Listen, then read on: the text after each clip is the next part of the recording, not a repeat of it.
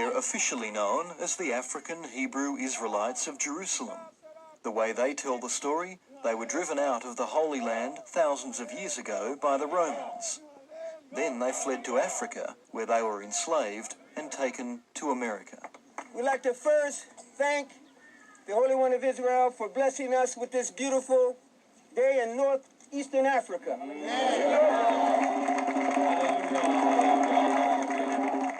Their leader, Ben-Ami Ben Israel, sees himself as a modern-day prophet who brought his people back to their spiritual home. I'm motivated by my love for the community, my love for Israel, and my love for all people. And it is my desire to present to them a peace plan that is based upon the words of the prophets.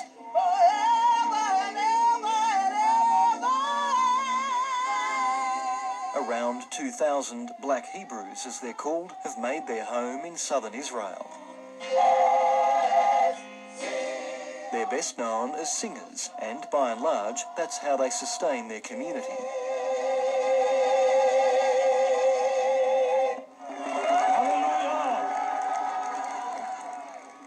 Their modern-day exodus began in 1966, a time of racial violence in America. But the master's work had just begun, and the people were beginning to cry. Back then, Ben-Ami was known as plain old Ben Carter, a bus driver in Chicago. A bus driver who had a vision. And the angel Gabriel did come to bring the word of God, that it was time to start the journey back to the promised land and to establish the long-awaited kingdom of God.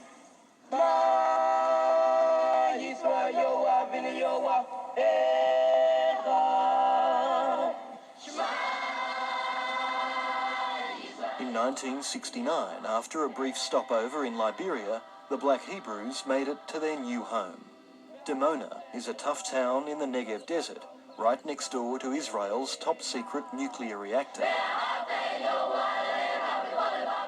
At first, they were welcomed, but then relations began to sour.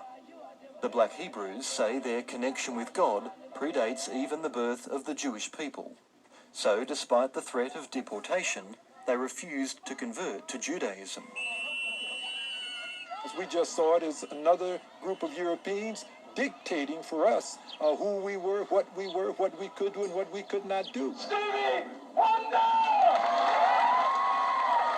Although they attracted star supporters like Stevie Wonder, the community remained in official limbo for decades. I love you.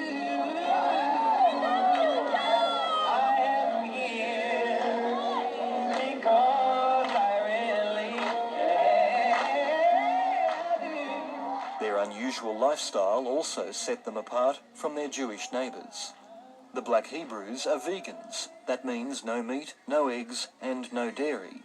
But come lunchtime, they say, that still leaves them plenty to smile about. They're delicious, nutritious. I better stop talking before you get vicious. All the way down from the Galilee, refreshing, holy land watermelon.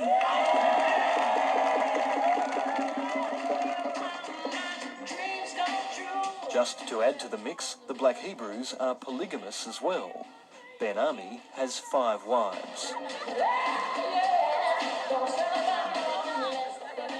We observe the laws of purity, and that means that every month that the sister in the house, once she's in her menstruation, then she cannot go into the kitchen, she cannot care for her man.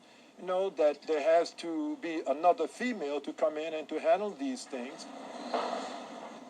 Israelis shunned the Black Hebrews for decades, until this Palestinian attack in 2002.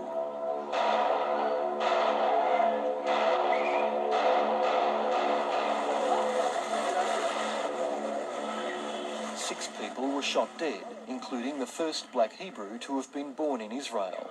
He'd been hired as the singer at a bat mitzvah celebration. Na na na na, Oshienu, Yahusei. When he was killed, we buried him here.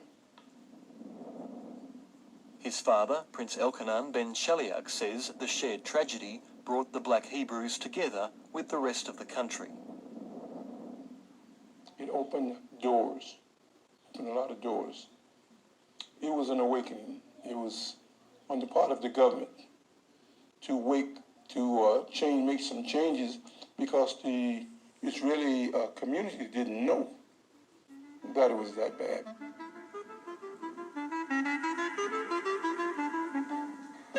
Since then, the Black Hebrews have been made permanent residents. Their children now fight for Israel. We're not neutral when it comes to the state of Israel. I mean that we're an integral part of the state of Israel, you know, and we would do whatever is necessary to defend Israel. While the Black Hebrews still don't have full citizenship, they feel that at last they've been welcomed home.